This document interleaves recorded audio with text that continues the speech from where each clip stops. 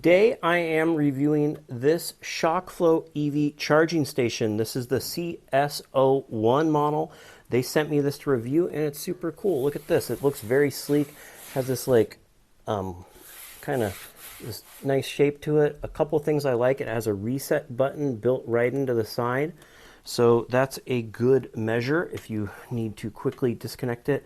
And another cool feature is this is, of course, a J7. This is a J plug, and it plugs into the side.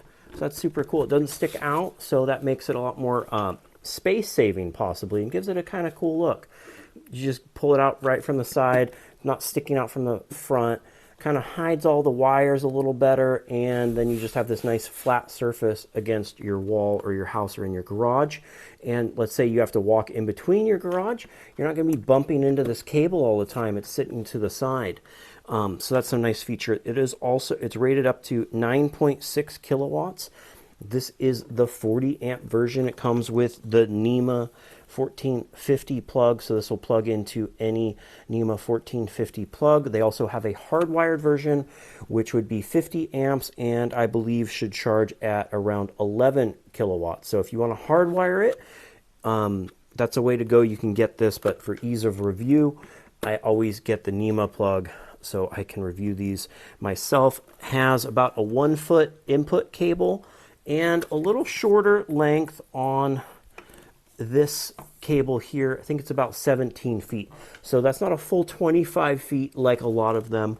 It does come with this big beefy mounting bracket, and they give you these huge wall anchors and some RFID cards. So this could even be a good solution. You could set it up if you have it at like your office, or you have, a couple workers that you want, some people, employees that want to charge. You can give them these RFID cards, and people can't just publicly access your charger and charge willy-nilly. So that's a nice benefit as well. I'm going to go ahead and set up the app, get it installed, and we'll see how well it works. Here it is. Of course, I had to mount it sideways due to how my setup is. I need to lower this receptacle, but just for the review, I think you get the idea. You can see how slim it is.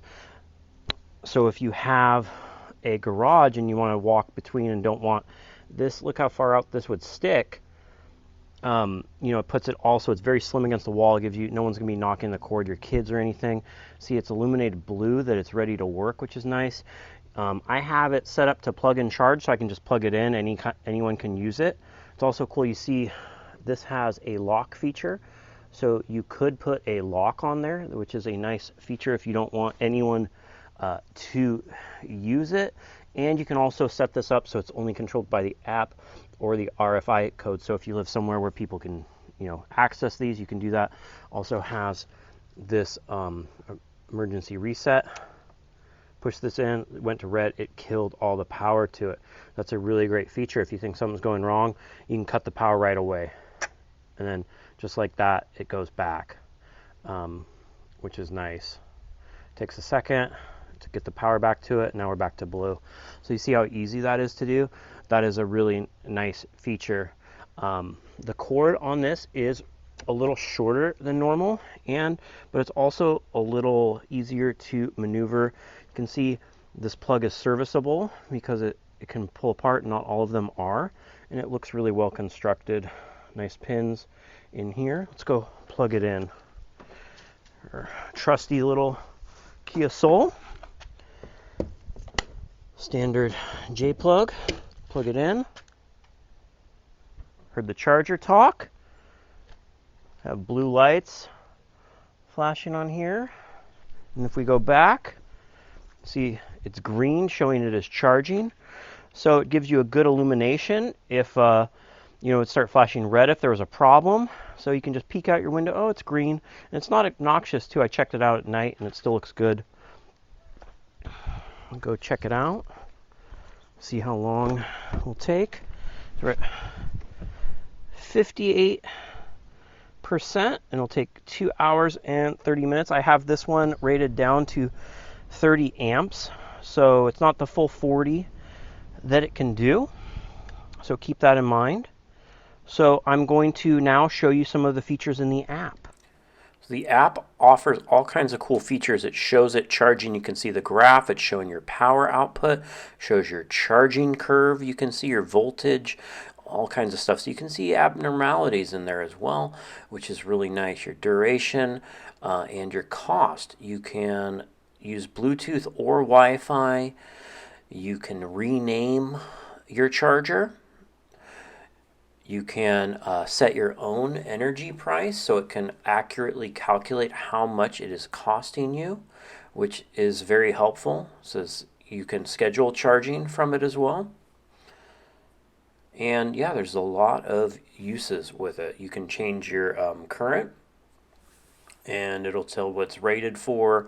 You see it's up to 9.6 kilowatts for this 40 amp version. And you can go in, you can hit stop to stop your charging session, so you don't have to go out to your car to automatically do that, which is nice. And it tells you how much that session cost you, and you can see you have your monthly trends as well down below. It can show your charge history, and it says all kinds of cool data in there. It'll graph it, track it. You could put this against like your solar to see how it compares. You can go in here, do plug and charge, or make it so you just plug it in. You can change your current all the way from 6 to 40 amps in 1 amp increments. That's really cool that you can downrate it, which I think is a huge plus, because you don't need to charge these cars as fast as they take, as long as it'll be enough for you. Super